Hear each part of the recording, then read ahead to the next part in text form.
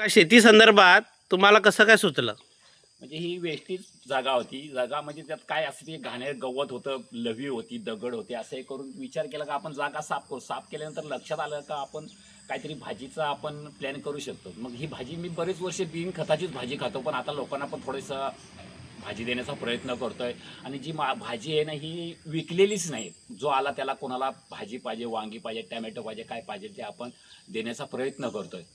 म्हणून आपण सेंद्रिय शेती लोकांपर्यंत पोहोचावी, लोकांनी त्याचा स्वाद घ्यावा, हीच इच्छा. त्यांनी केलेली शेती तुम्ही बघू शकाल.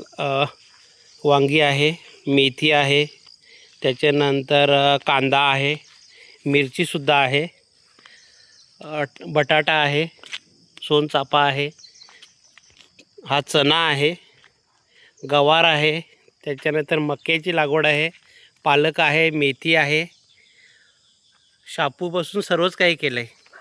खूप छान बनवलं आहे. तुम्ही बघू शकाल. याच्यापासून सर्वांना शिकायला भेटेल. धन्यवाद.